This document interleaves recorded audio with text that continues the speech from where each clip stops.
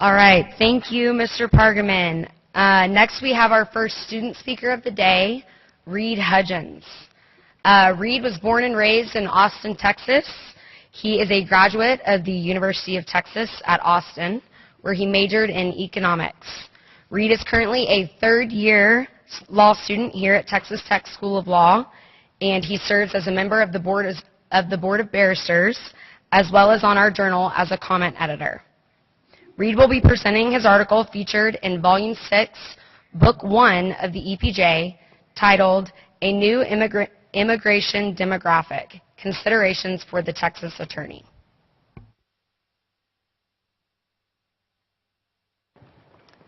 Good morning, everyone. How are you? Like Ashley said, my name is Reid Hudgins, and before I get started, I just want to say thank you to everyone for coming out this morning. You know, y'all's attendance here is what makes the presentation and the event really great, and so I'd encourage you to keep coming in the future. When I sat down last year to write my comment, I wanted to write about something kind of unique, and I wanted to take an outside of the box perspective. So what I ended up coming upon and writing about was trying to appeal to the Texas attorney and let you guys all know about a potential client base that exists out there that you might not have known about, and if you do know about it, let you know why it is at risk of being lost. And so that's what I'm going to talk about today. As Ashley said, the title of my comment is A New Immigration Demographic, Considerations for the Texas Attorney. As you can probably guess, the new immigration demographic is the new client base that I'm talking about. The client base is basically wealthy, high net worth, high-skilled immigrants from Mexico. Traditionally, the immigrants from Mexico have been lower-skilled, poorer people, and recently, in the past 5 to 10 years, that has kind of changed for a number of reasons. But the number one reason that I realized, or that I concluded, they were coming to the United States and coming to Texas was because of violence in Mexico. As I'm sure everyone has heard, drug cartels have largely taken over the country of Mexico.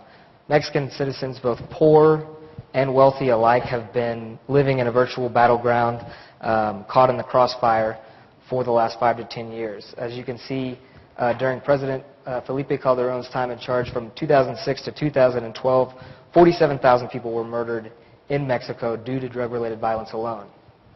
Now, as it pertains to the wealthier individuals, they're not just caught in the crossfire, they've become a target of the violence.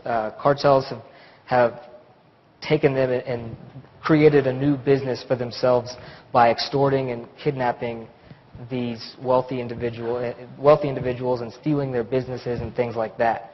It's come to the point where these individuals can't take it anymore. They can't live in Mexico anymore. They have to move money in their family from Mexico to the United States, oftentimes to Texas. They've lived with their children being escorted in armed cars and armed guards to school every morning. Every single time they want to go to the grocery, they have to do the same thing. They have 24-hour guards at their homes, and even with all these precautions, oftentimes bad things still happen to them. So what does this have to do with all of you? Well, the money coming into Texas is a potential client base for you. For example, there's no estates tax in Mexico. So when they come over, they have no clue that they need to rearrange their funds to account for that kind of a thing. So that is where you step in. And that's where you can basically identify your client base. Now that I've told you what's there, I'm going to tell you why it's at risk of being completely eliminated with one swift regulation. Before I get into that, I want to just quickly discuss how much money is actually coming into Texas, just as an example to give you an idea. From 2007 to 2011, there's a visa called the EB-5 visa, which basically is a fast track to immigration that a wealthy individual can take if they invest $1 million and create 10 jobs, or $500,000 and create 10 jobs in a targeted employment area. Using the most conservative calculation, over $80 million came into the United States. A lot of it came to Texas during those 4 years. And each year from 2007 to 2011, the number of visas granted increased. And there's two things that I think you need to take note of just to get an idea of how much money is actually coming.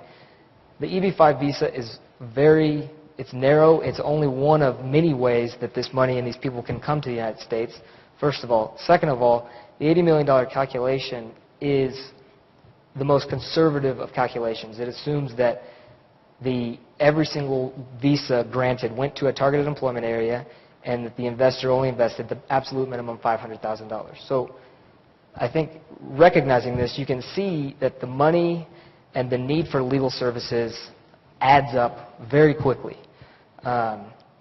So that's the amount of money coming into Texas, and that's where you all can come in and help them out.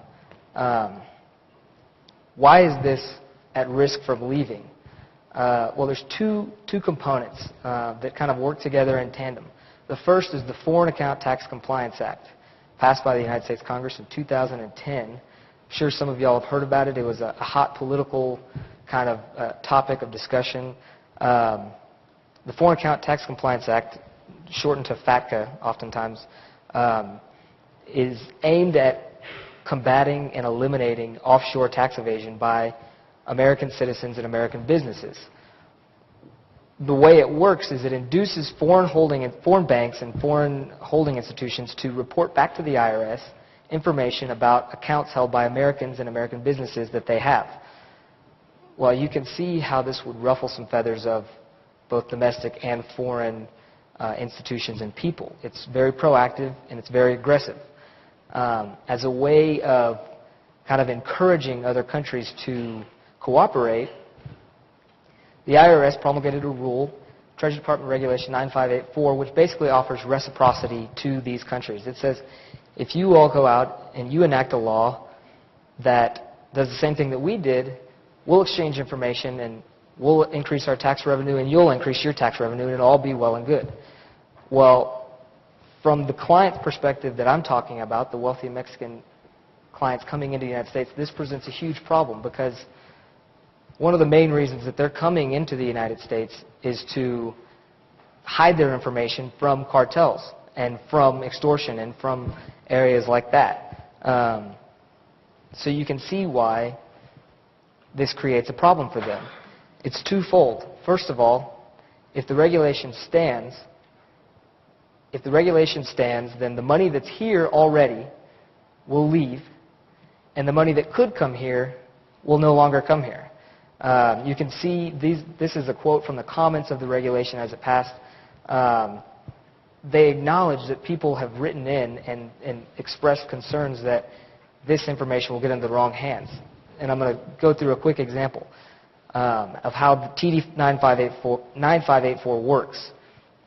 Mexican citizen has money in a Texas bank account. Because of this regulation, the Texas bank then has to report to the IRS. The IRS then reports to the Mexican government, La Economía, which is the equivalent of the IRS in Mexico. When that information is disclosed to the Mexican government, it basically goes directly to the cartels. And that's what I was getting at in terms of undermining the whole purpose of why this money is coming into Texas. And so I'll close with this.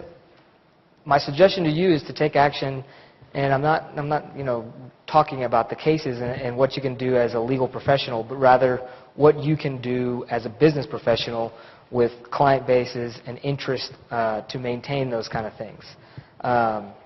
Recently, the Texas Bankers Association and the Florida Bankers Association have lost a case against the IRS to try and stop this regulation from being implemented. In Washington, D.C., recently there's been talk of repealing or overhauling FATCA.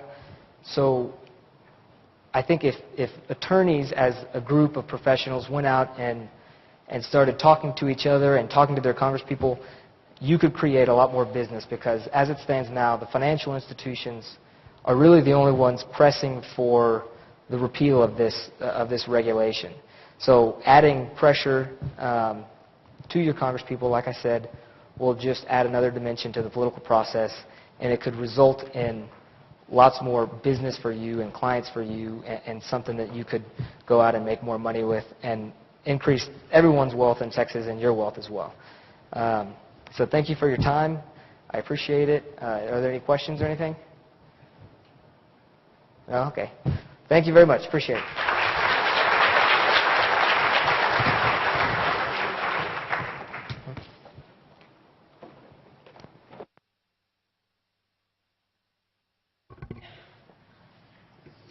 All right, it is now time for our second break of the day. 2 quick announcements. Someone left a pair of sunglasses at the registration table, so if you're missing sunglasses, they are up front. And second, Centennial Bank will be giving away a gift basket at the end of the day. So if you stop by their table in the forum, when you go get your snacks and refreshments during the break, you can enter into the drawing. We are running a few minutes behind time. So if I can get you all back in here, the next presentation will start in about 5 minutes. So quick break. Thank you.